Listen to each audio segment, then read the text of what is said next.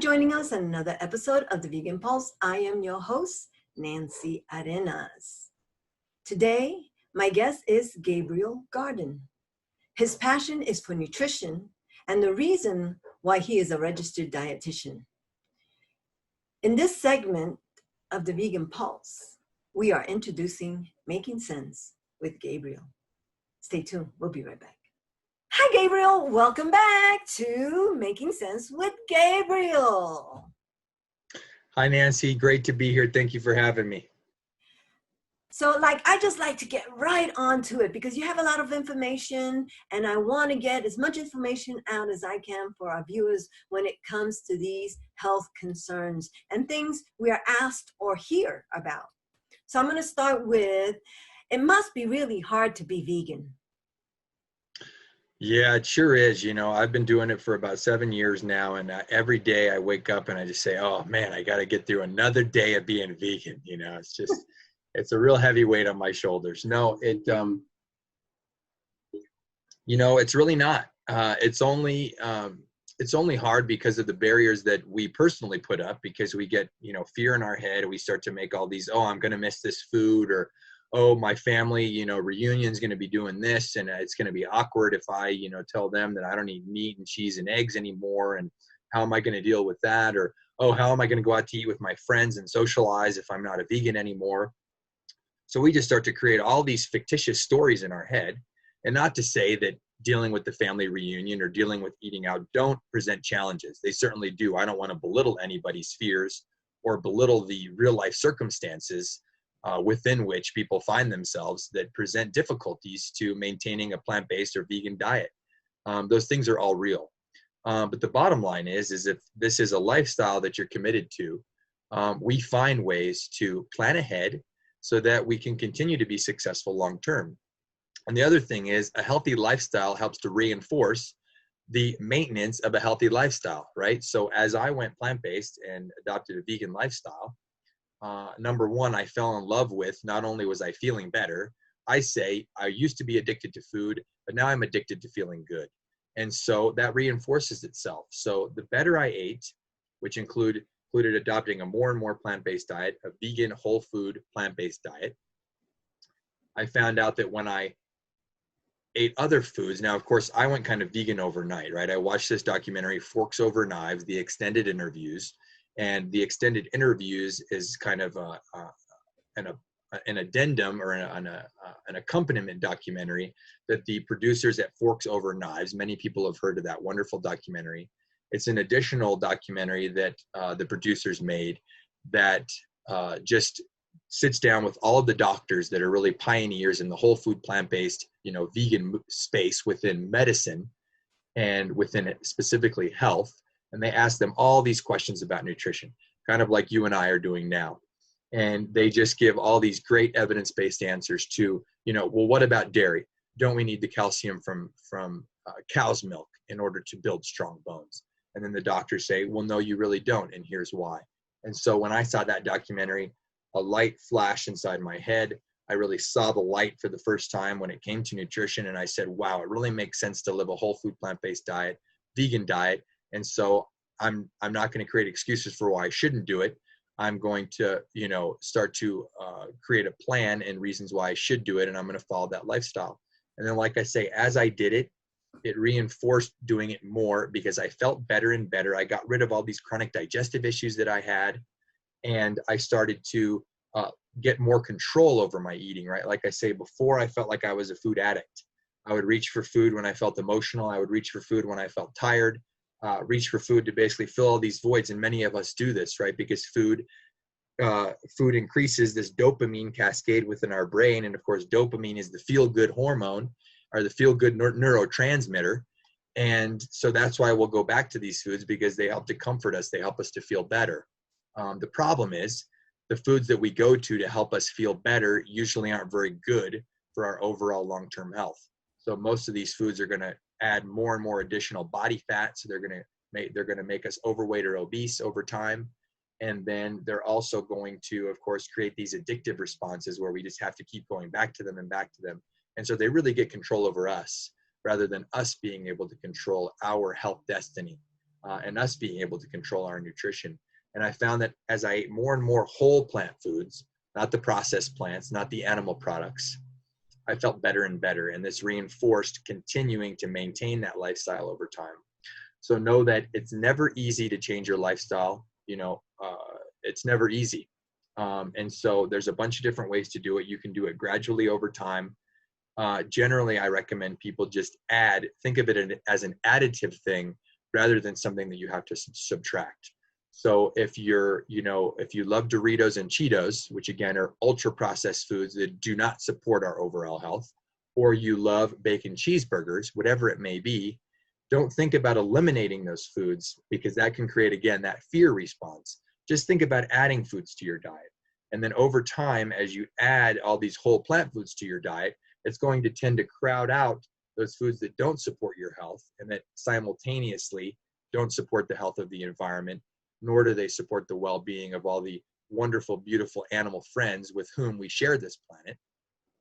You're going to crowd out those other foods over time, and there won't be any of this, oh, I'm going to miss this food. Oh, I can't live without this food. And again, don't worry about the future, right? Just worry about eating a plant-based meal for breakfast. And then a few hours later, worry about eating a plant-based meal for lunch. You don't have to worry about dinner. You don't have to worry about the next day. All that does is create unnecessary fear and anxiety. Just get through the next meal. And then the next meal will take care of itself, because you can tackle that when it comes. But don't worry about it ahead of time. We can't control the future. The only thing we can control is right now.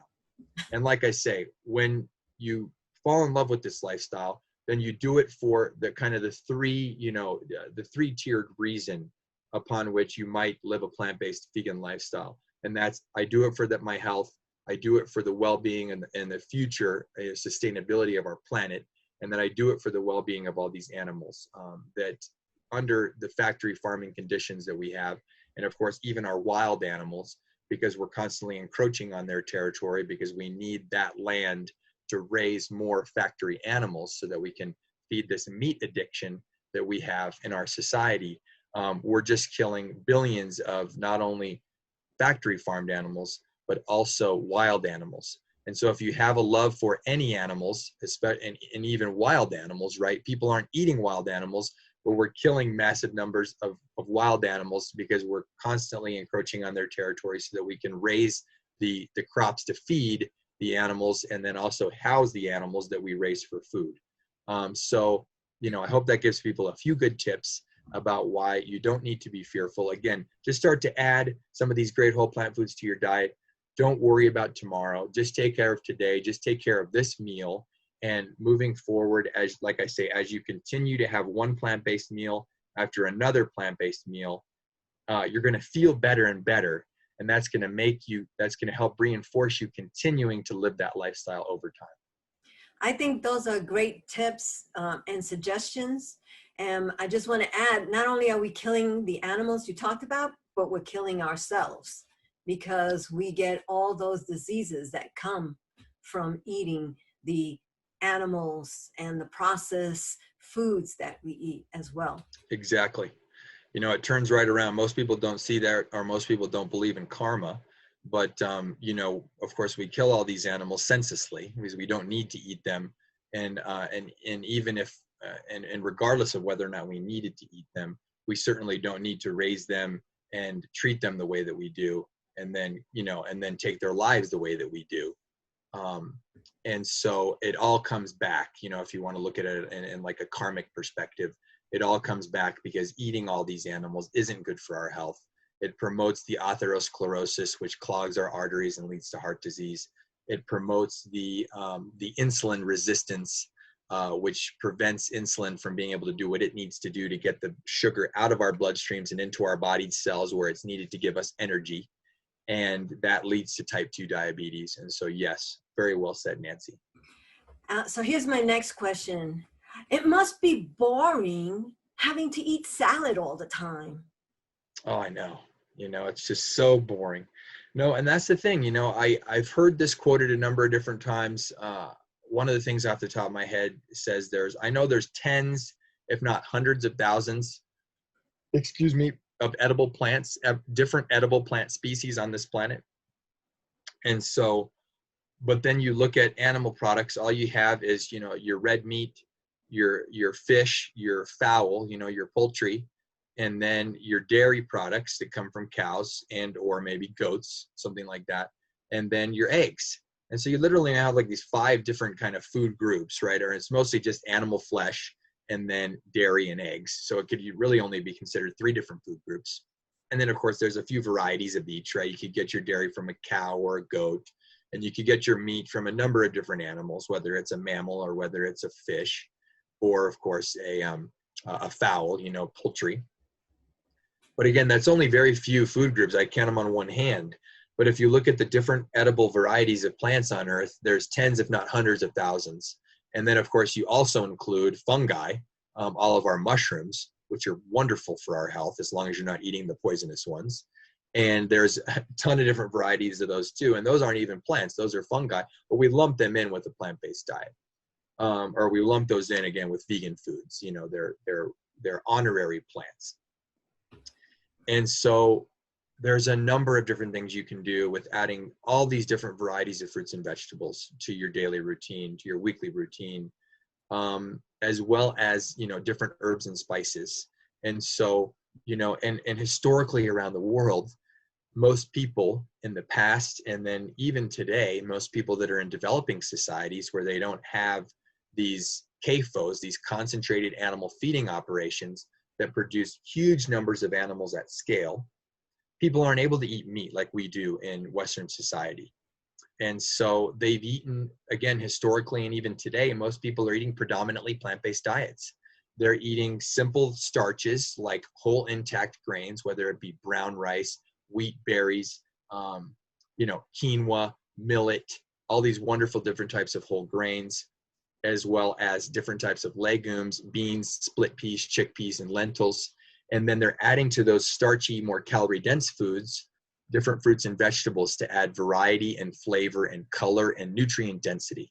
There's a wonderful project called the American Gut Project, and that's actually looking at the microbiomes, the different types of species of bacteria that live in our large intestines.